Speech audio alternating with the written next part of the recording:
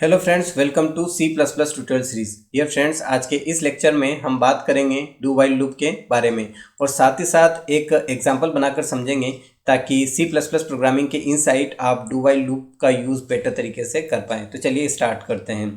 Do while loop का use programme के किसी पार्ट को सेवरल टाइम्स इटरेट करवाने के लिए हम करते हैं।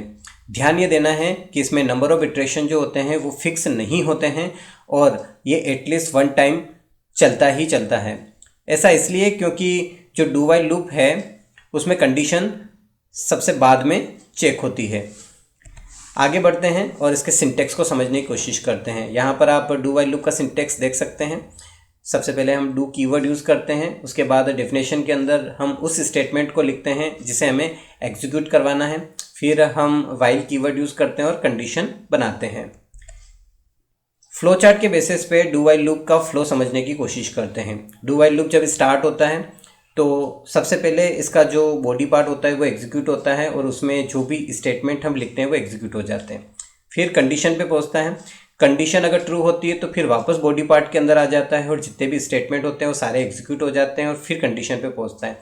ये प्रोसेस तब तक चलती है जब तक कंडीशन फॉल्स ना हो जाए। जब कंडीशन फॉल्स हो जाती है तो डू वाइल लूप एग्जिट हो जाता है। आपको यहाँ ध्यान ये देना है कि इसमें कंडीशन बाद में चेक हो रहा है तो ये एटलीस्ट वन टाइम तो चलेगा ही चलेगा। अब एक प्रोग्राम बनाकर समझते हैं ताकि आप और बेटर तरीके से डू वाइल लूप का यूज़ करना सीख जाएं। तो बहुत आसान है। यहाँ पर सबसे पहले मैं आपको बताता हूँ कि डू वाइल लूप जो है वो एटलीस्ट वन टाइम तो चलेगा ही चलेगा। डू वाइल लूप के लिए हम सबसे पहले डू कीवर्ड यूज़ करते हैं, फिर डेफिनेशन बनाते हैं और फिर यहाँ हम वाइल कीवर्ड यूज़ करते हैं और यहाँ पर कंडीशन लिखते हैं। अब यहाँ पर मैं कंडीशन अभी सीधे ही फॉल्स कर देता हूँ। जीरो का मतलब यहाँ पे फॉल्स होता है। यहाँ पर प्रिंट करवाने के लिए मैं सी आउट स्ट्रिंग यूज़ कर रहा हूँ और यहाँ पर मैं प्रिंट करवा देता हूँ अभी कोडेश। और न्यू लाइन के लिए मैं एंड एल यानी कि end of line stream use कर लेता हूँ। ठीक है। अब यहाँ पर मैं कंपाइल और रन करके आपको बताता हूँ। ये एटलीस्ट वन टाइम तो चलेगा ही चलेगा क्योंकि कंडीशन इसमें बाद में चेक हो रहा है। तो सबसे पहले स्टेटमेंट एग्जीक्यूट होगी और कोडेश प्रिंट हो जाएगा। यहाँ पर आप देख सकते हैं आपको आउटपुट मिला है कोडेश। अब ये नॉर्मल लूप की तरह भी चलता है। इसके लिए मैं यहाँ पर एक वेरिएबल ले लेता हूँ इंटीजर टाइप में आई और उसको 0 से इनिशलाइज कर देता हूँ और यहाँ पर मैं इंक्रीमेंट प्रोसेस यूज़ कर लेता हूँ और इसके बाद यहाँ पर मैं आई को प्रिंट करवा देता हूँ इस तरीके से। बहुत आसान है ये। इस तरीके से मैं आई को प्रिंट करवा देता हूँ और यहाँ पर मैं कंडीशन बना लेता हूँ आई लेस देन ट्रू।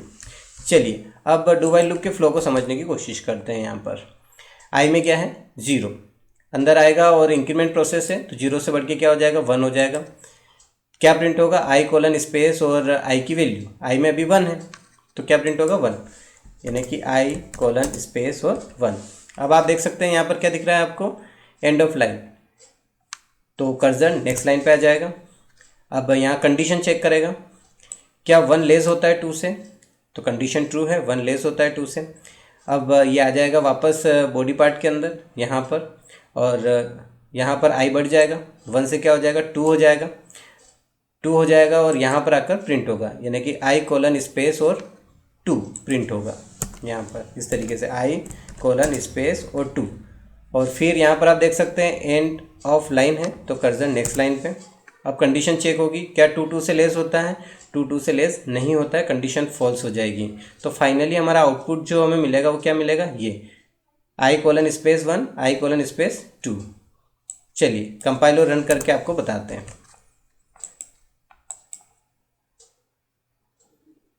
तो यहाँ पर आप देख सकते हैं हमें आउटपुट मिला है आई कोलन 1 और आई कोलन 2। तो डियर फ्रेंड्स, आज के इस लेक्चर में हमने डिस्कशन किया डू वाइल लूप के ऊपर। आई होप कि आपको ये लेक्चर बहुत अच्छे से समझ में आया होगा। मिलते हैं नेक्स्ट लेक्चर में, तब तक के लिए बाय बाय।